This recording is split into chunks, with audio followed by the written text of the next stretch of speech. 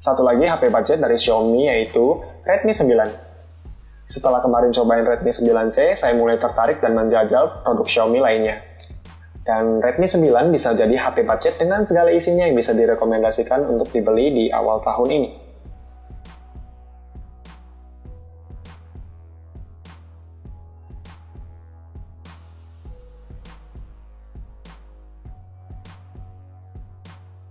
Dari segi desain, tampilan depannya mirip sama Redmi 9C. Bentangan layar 6,53 inci dan ada dot drop kamera depan. Sedikit lebih baik dari Redmi 9C, layar Redmi 9 ini dilapisi dengan Gorilla Glass 3. Di bagian belakang menggunakan material plastik dengan warna gradasi yang cantik sekali. Unit yang ada saat ini nama warnanya adalah Sunset Purple. Dan saat video ini dibuat, Redmi 9 sudah ada varian warna terbaru. Jadi totalnya sekarang sudah ada 4 varian warna. Kembali ke bagian belakang, bodi belakangnya ini memiliki motif arsiran melingkar yang kalau dipegang nggak terasa licin.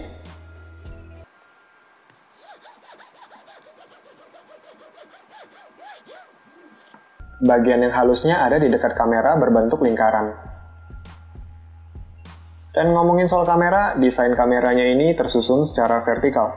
Terdapat 4 buah kamera, LED flash, dan sensor fingerprint.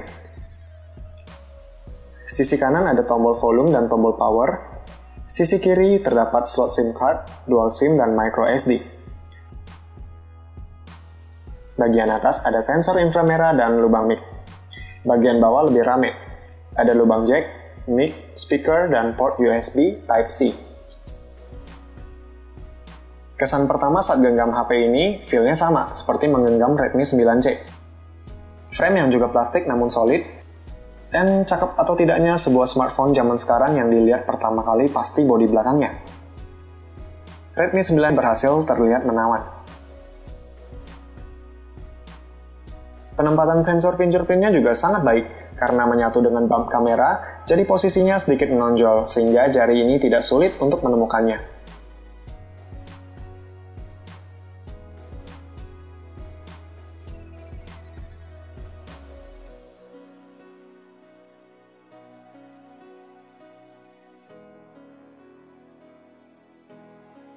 Ukuran layar 6,53 inci dengan rasio 19,5:9 dan resolusi layar sudah Full HD 1080 pixel. Hal ini membuat Redmi 9 sedikit lebih unggul dibandingkan dengan smartphone sekelasnya yang masih menggunakan resolusi 720 pixel. Redmi 9 mampu memberikan tampilan yang lebih jernih dan tajam, jadinya enak untuk dipakai nonton seharian.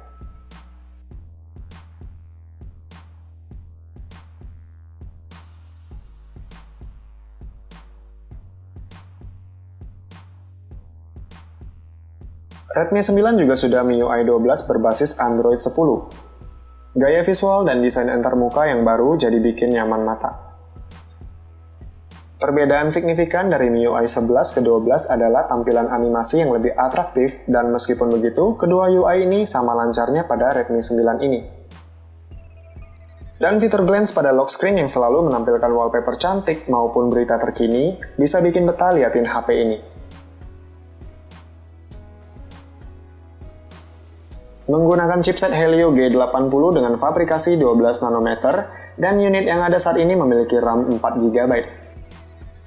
Performanya terbilang cukup berhasil melibas game berat. PUBG di Smooth Ultra menurut saya sudah enak aja untuk dimainin. Tapi giro virtual di HP ini benar-benar sangat payah dan cukup sulit untuk menggunakannya. Genshin Impact yang katanya game terbaik sekaligus terberat di tahun 2020 pun bisa berjalan lancar di HP ini. Meskipun terjadi sedikit frame drop saat battle, buat saya ini masih playable. Hasil skor AnTuTu benchmark pada Redmi 9 ini mencapai 200 ribuan.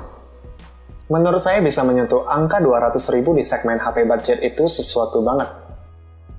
Kapasitas baterai Redmi 9 juga besar, 5020 mAh. Dipakai buat kebutuhan casual, HP ini bisa menemani seharian penuh. Kalau dipakai untuk gaming, screen on time yang didapat hampir 7 jam. Kadang lebih.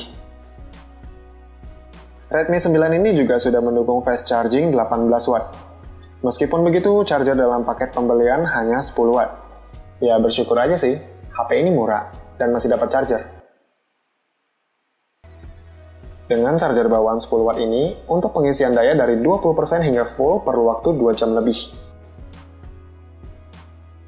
Terdapat 4 buah kamera di bagian belakang, wide kamera 13 megapiksel, ultra wide 8 megapiksel, depth sensor 2 megapiksel, dan kamera makro 5 megapiksel. Di bagian depan, resolusi kameranya 8 megapiksel. Untuk urusan fotografi, Redmi 9 terbilang komplit dengan jumlah kameranya yang banyak. Fitur yang ditawarkan juga beragam, dari HDR hingga AI dan juga ada mode Pro.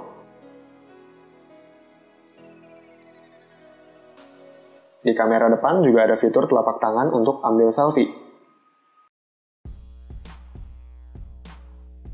Jepretannya juga terbilang bagus.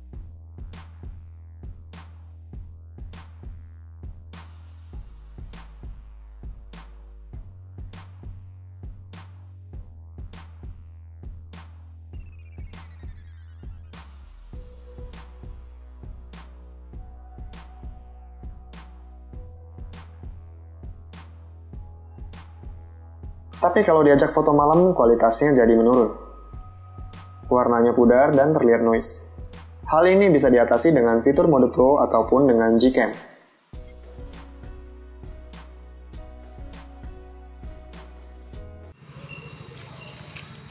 Redmi 9 juga bisa merekam video 1080 30 fps. Karena tidak ada OIS ataupun stabilizer, jadi hasil videonya cukup terguncang.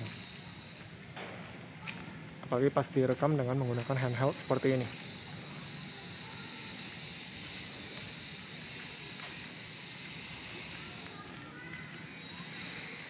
Dan Redmi 9 ini juga bisa merekam video dengan kamera ultra wide-nya. Hasilnya seperti ini. Objeknya jadi terlihat lebih luas dan lebih lapang.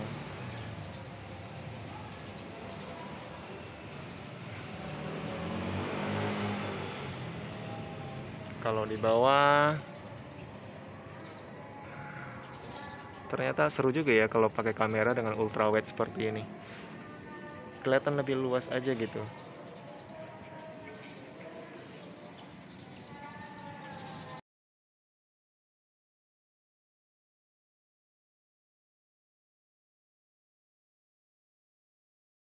Kemudian buat yang suka sama video-video dan foto-foto detail, kamera makronya juga bisa mengambil video loh.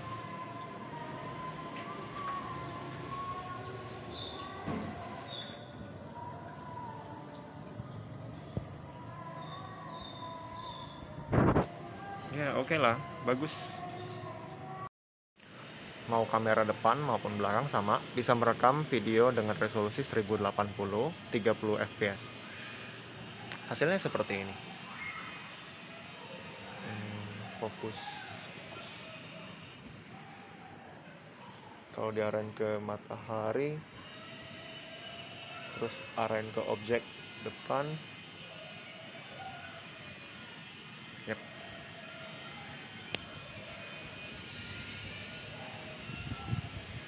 Kalau dari sini kelihatan bagus.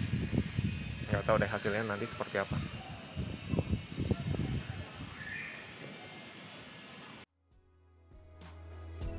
Fitur lainnya pada Redmi 9 ini yang menarik buat saya adalah sensor inframerah sebagai pengganti remote. Radio wireless yang bisa dijalankan tanpa earphone sebagai antena. Tapi tetap aja lebih enak kalau dipakai dengan earphone.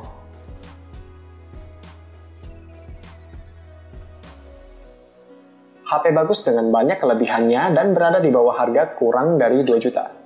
Redmi 9 ini cocok untuk Anda yang mencari HP budget dengan performa bagus dan baterai yang besar. Saran paling tidak Anda harus beli varian yang RAM 4GB karena MIUI sangat boros RAM. Sekian dulu pembahasan Redmi 9, saya Henkis, sampai jumpa.